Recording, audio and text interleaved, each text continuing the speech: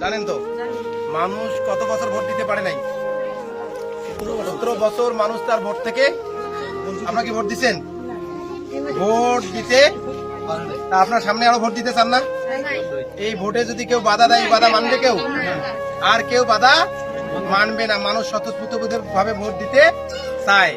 যেহেতু সামনে জাতীয় সংসদ নির্বাচন, আমাদের প্রার্থী বাংলাদেশ জামাত ইসলামের মনোনীত প্রার্থী বিশিষ্ট ব্যবসায়ী IBWF এর বাংলাদেশের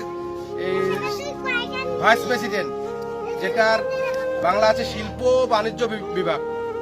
ওনার বাড়ি হচ্ছে কোথায়? লইতারহাট। ওনার বাবার নাম হচ্ছে মনসুর ডিলার বলে মনসুর আলী ওনার বাবার নাম।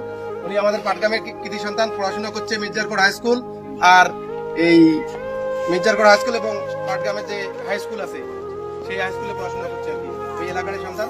আমি মনে করি এবারকার জন্য ন্যায় ইনসাফ কায়েম করার জন্য, মানবিক পাটগ্রাম হাতীবান্ধা গঠন করার জন্য এবারকার ভোটটা আপনারা দাঁড়িপাল্লা দিবেন ইনশাআল্লাহ। অনেকে বলে যে জামাত ইসলাম যদি ক্ষমতায় আসে, কোরআনকে যদি সংবিধান হিসেবে নেওয়া যায়, তাইলে মহিলারা বাইরে বেড়াতে, এটা কি বিশ্বাসযোগ্য?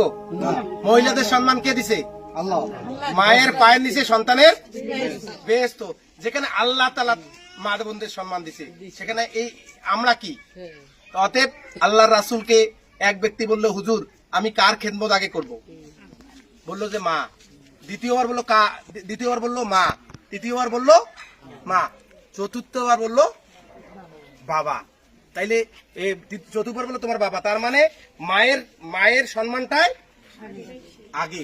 যেখানে ইসলাম মায়ের সম্মান দিচ্ছে, সেখানে এই যারা বলতেছে যে জামাত ইসলামকে ভোট দিলে মহিলারা বাইরে বেড়াতে পারবে না, পর্দা ছাড়া বেড়াইতে পারবে না, আমরা কারো স্বাধীনতা হরণ করব না। মহিলারা তাদের ব্যবসা পরিচালনা করবে, মহিলারা চাকরি করবে, মহিলারা স্বাধীনভাবে চলাফেরা করবে। আমরা কাউকে জোর করে বাধ্য করাবো না কোনো কিছু করার। ইসলাম কাউকে বাধ্য করবে না এবং ইসলামে এটা নাই। তা আমি মনে করি যে আপনারা কারো কথায় কান দিবেন না, কোনো ষড়যন্ত্রে পা রাখবে না। এবারকার জন্য মানবিক পাটগ্রাম হাতীবান্ধা গঠন করার জন্য, চাঁদাবাজ মুক্ত পাটগ্রাম হাতীবান্ধা, সন্ত্রাস মুক্ত পাটগ্রাম হাতীবান্ধা, মাদক মুক্ত পাটগ্রাম হাতীবান্ধা গঠন করার জন্য রাজু ভাইকে ভোট দিবেন।